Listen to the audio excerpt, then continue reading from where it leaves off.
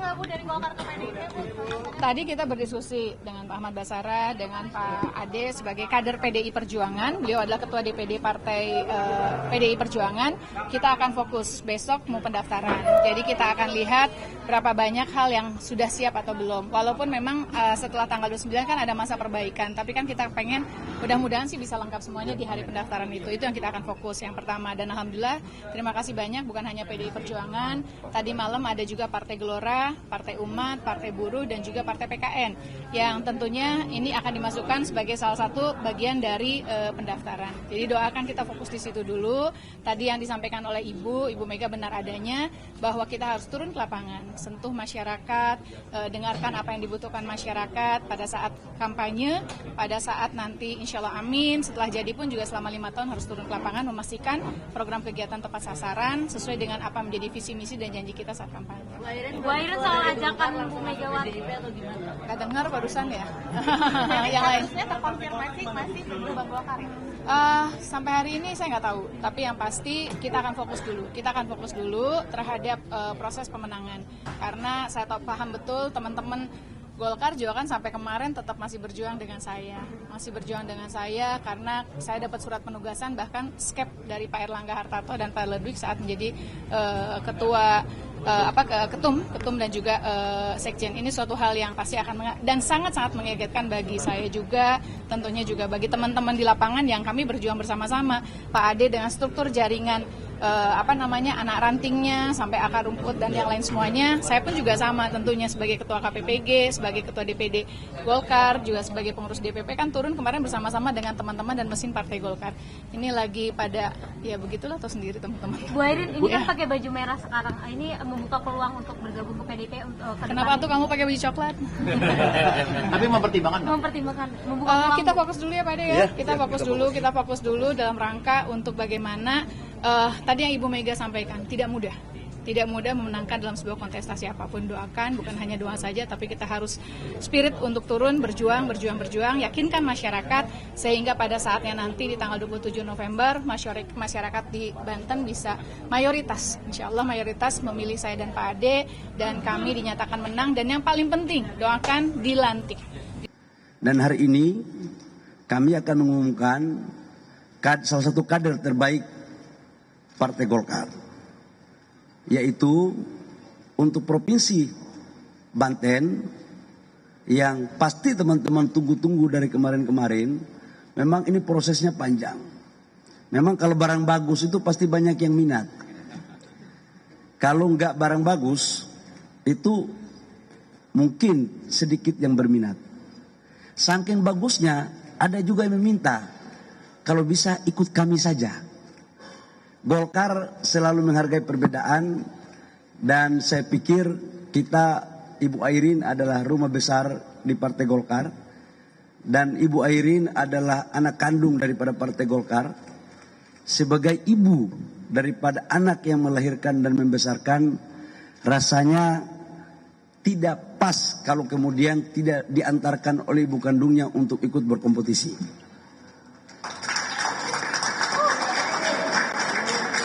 Dalam kerangka itulah kemudian saya juga menyampaikan pasangannya ini adalah dari PDIP, Pak Ade Sumardi. Ini menunjukkan bahwa Golkar sangat terbuka, Golkar sangat inklusif, tidak pernah membeda-bedakan siapa calon dari manapun. Dan ini seiring dengan apa yang disampaikan oleh Bapak Presiden Jokowi dan Bapak Presiden Pak Prabowo.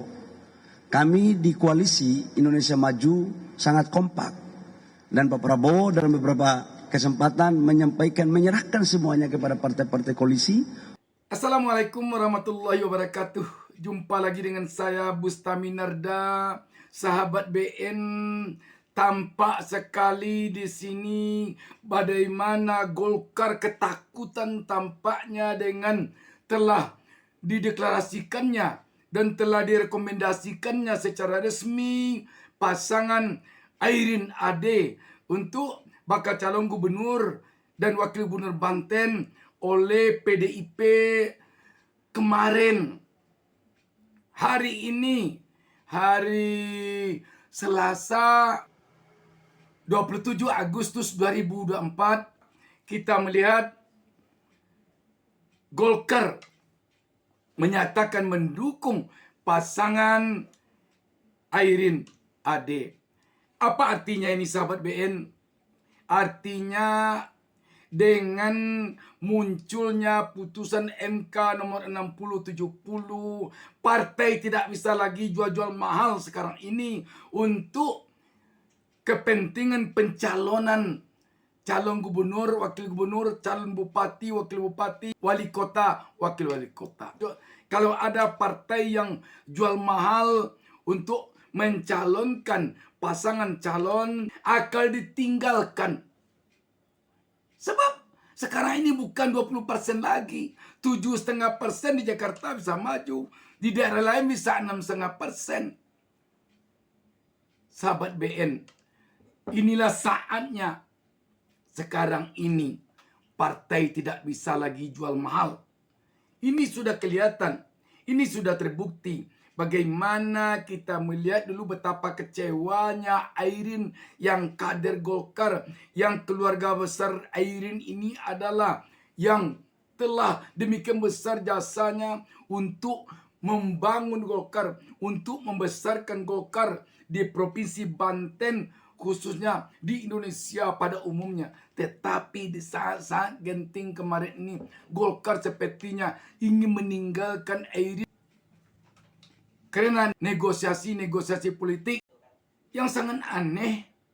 Airin yang punya elektabilitas tertinggi sekitar 70% di Provinsi Banten ditinggalkan oleh partainya sendiri.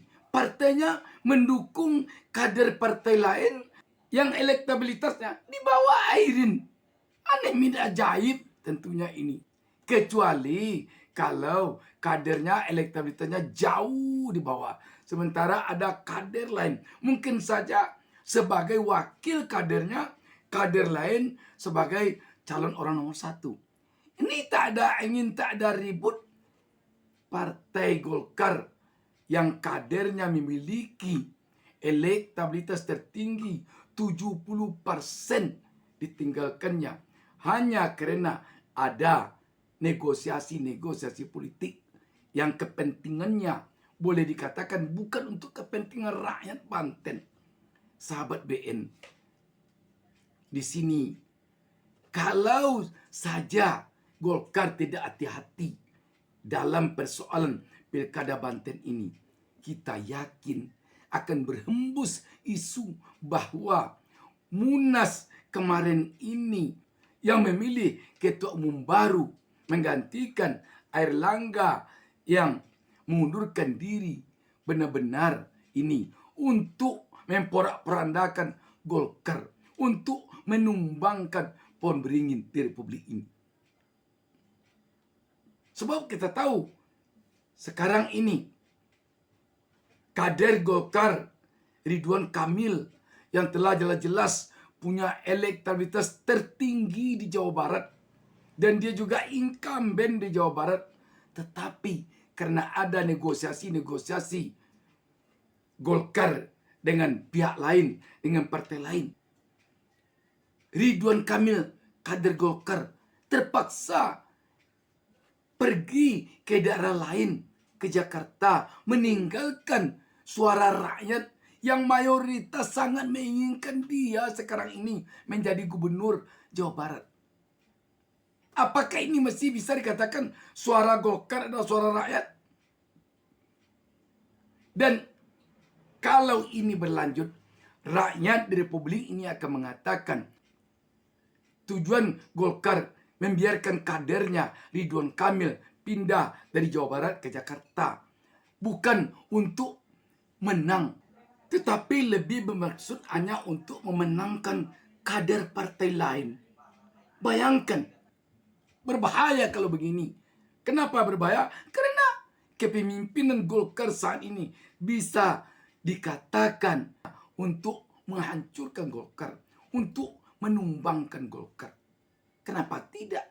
Di tempat kadernya yang jelas-jelas sudah bisa memenangkan pilkada, dipindahkan kepada yang lain. diletakkan kader partai lain di sana. Sahabat BN, kalaulah ini juga terjadi pada PKS meninggalkan Anies Baswedan yang selama ini tidak ada lagi mungkin orang yang tidak mengatakan Anies itu kader PKS. Dan perlu diyakini bertambahnya kursi PKS di Republik ini pada pemilu kemarin, khusus untuk Jakarta, berhasilnya PKS menjadi partai pemenang di Jakarta. Sangat besar andil Anies di sana.